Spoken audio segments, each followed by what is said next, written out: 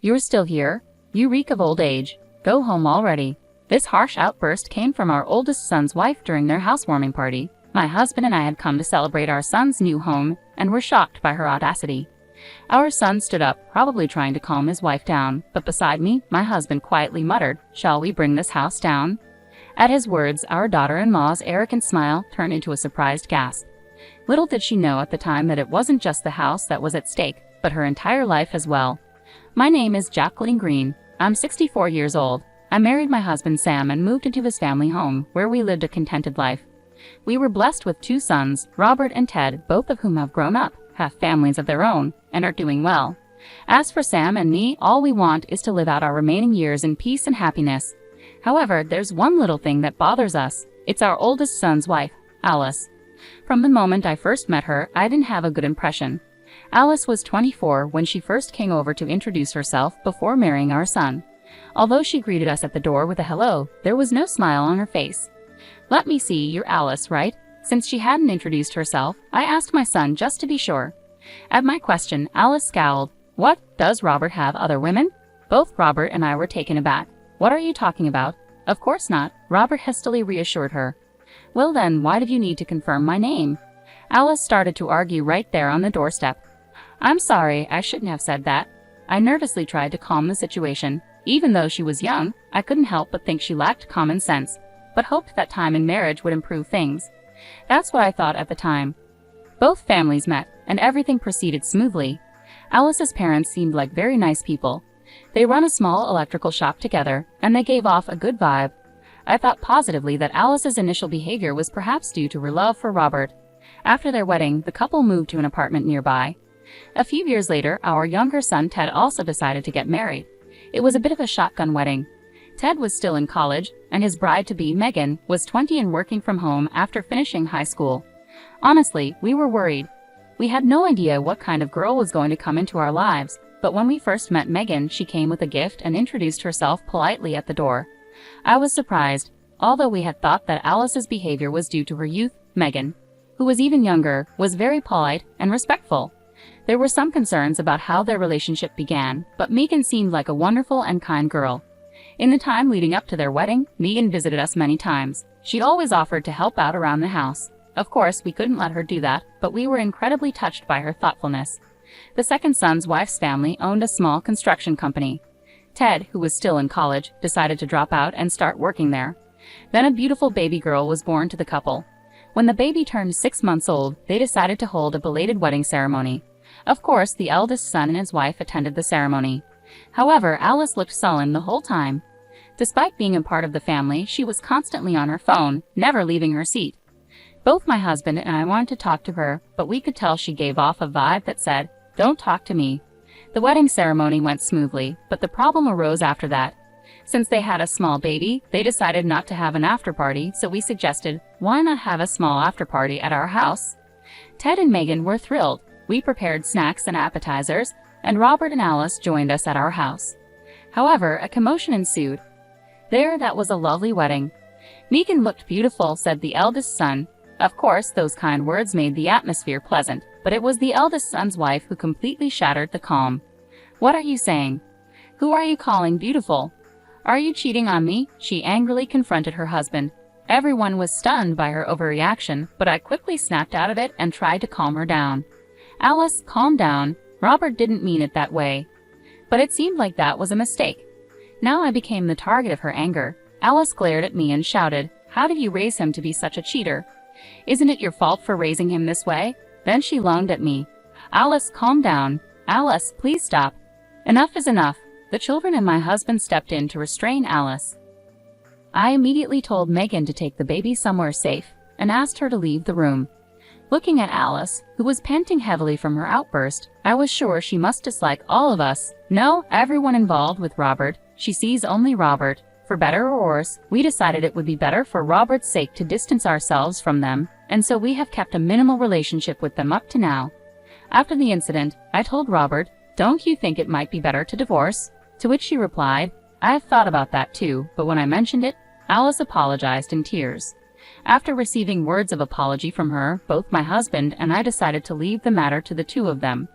Despite the ups and downs, our eldest son and his wife celebrated their 15th wedding anniversary. Since they didn't have children, we didn't have many opportunities to meet with our eldest son and his wife, but we figured it was better to go on without any confrontations causing issues. Both my husband and I thought the same. Then one day, our eldest son contacted us. He said that he had decided to start his own business, focusing on the development of a game he had been working on as a hobby. In other words, our eldest son was going to be the CDO. He said he didn't need a large office to develop his game, but he would hire a few employees and each of them would work from home. Because there would occasionally be a need for meetings, he told us he was planning to build a new house with a small meeting room and his own workspace. My husband and I were very happy to hear that our eldest son was turning his hobby into his career and looking toward the future. A few months later, a mansion was completed. We were invited to the housewarming party along with our second son's family. It had been several years since we last met our eldest son's wife, but she had become a fine adult. I thought there wouldn't be any problems like before. Thinking that, we brought our congratulations and visited our eldest son's home. "Hello, excuse us," I said as I rang the bell. My eldest son came out to greet us. He guided us inside the house, saying, "This is the conference room, this is the workspace, and this is the living area. It's properly locked." He led us to the living room while showing us around the house. "Oh, it's lovely," I said, looking around the room with my husband and the family of our second son following behind, all wearing smiles. A meal was prepared in the living room, but I didn't see my eldest son's wife. "Where is Alice?" I asked my eldest son, but he didn't want to talk about her. In the end, we started eating without her. My husband and second son each gave their housewarming gifts to our eldest son. "You didn't have to do all this," my eldest son said, grateful but accepting the gifts with thanks, acknowledging the celebration. The second son's family had one more child since then, and the older child was already in elementary school while the younger child was still 2 years old. Both of them were excited about the new house. That's when it happened. There was a noise upstairs, followed by the sound of footsteps and someone coming down the stairs. "What? Alice is here," I called out to my eldest son, but he didn't answer. Then, when she entered the living room, she frowned upon seeing us. "Alice, hello, it's been a while," I called out to her, but she was still looking sullen as usual. Then she said to us, "You're still here? You reek of old age. Go home already." Alice's harsh words froze the warm atmosphere in the room. "Hey, Alice, how can you say such a thing?" Robert chastised his wife, but it was clear Alice had no intention of taking his reprimand to heart. "Well, it's the truth, isn't it? Our brand new house is getting ruined because of them. I told you not to invite them over. And what are you, some big shot CEO now? Hanging around with some old codger who keeps working past retirement and people who are so average they had a shotgun wedding after dropping out of college. We live in completely different worlds." I was speechless, and so was my second son's family. Even my grade school grandchild was struck dumb in surprise. I had made various excuses attributing her behavior to her youth or excessive affection for my eldest son. But that was my mistake. Something essential to her humanity is missing. She lacks warmth and kindness towards others. It's not that she loves my eldest son the most. She loves herself above all else and values her status as the wife of a company president more than anything. I was furious. I couldn't stand silent anymore.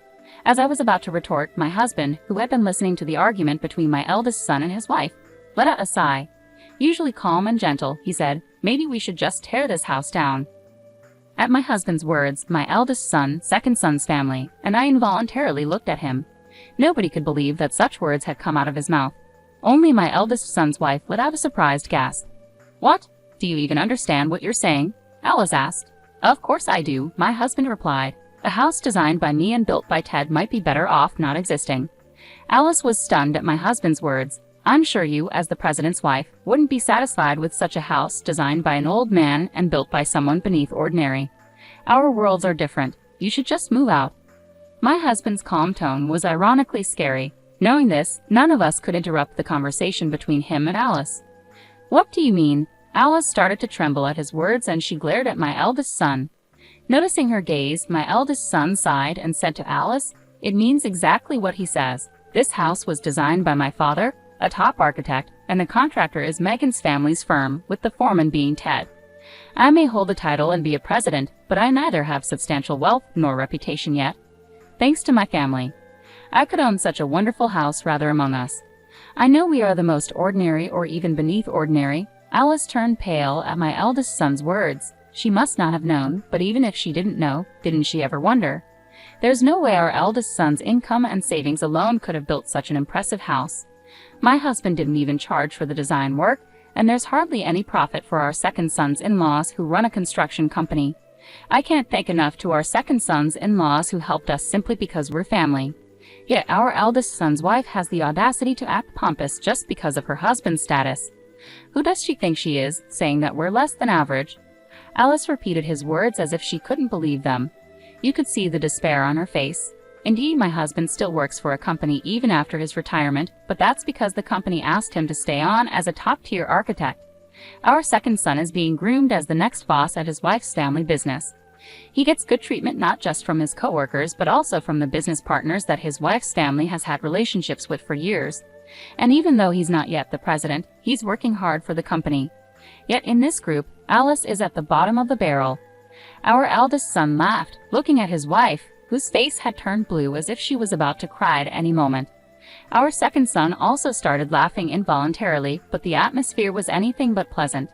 Our second son's wife quickly picked up on the mood and took their child to a nearby dollar store. She's really good at reading the room and is very considerate. Apologize to Dad and Mom properly if you understand. Our eldest son stopped laughing and yelled at his wife. What? Am I really that bad? You're always on their side. It's only natural for a husband to side with his wife. Alice fought back. Sure, that's right. But it's also a husband's job to point out when his wife is wrong. You're wrong. If you have a complaint, quit being my wife right now, our eldest son replied, truly angry. Seeing her husband so angry, Alice quickly changed her attitude and conspicuously knelt down. I didn't know. You never told me, she said, acting like a tragic heroine.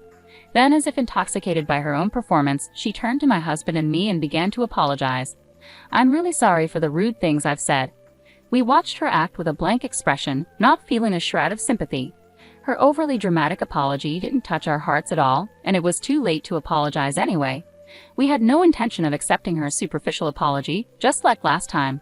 Seeing his wife in this state, our eldest son asked, Dad, Mom, what do you think? Am I terrible? Am I doing something wrong? My husband looked at me, realizing that I had something to say.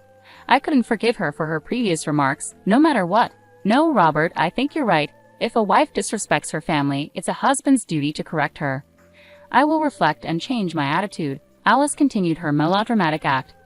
No, Alice, this is not the first time you've been disrespectful to us, is it? Haven't you been told this every time by Robert? Robert must have pointed out your words every time, right? What about that? I asked. At my words, Alice bit her lip, turning pale. I don't meet someone who belittles my husband and son in the Green family.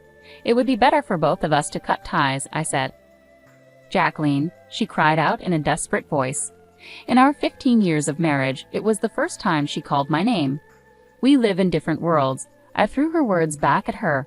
At those words, Alice collapsed on the spot and froze as if her spirit had left her body. She might be regretting her actions a little bit.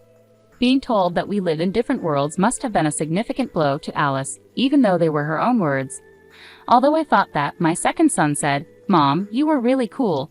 It seemed to be quite a shocking remark for Alice. In the end, my eldest son Robert decided to divorce his wife Alice, who loved Robert so much.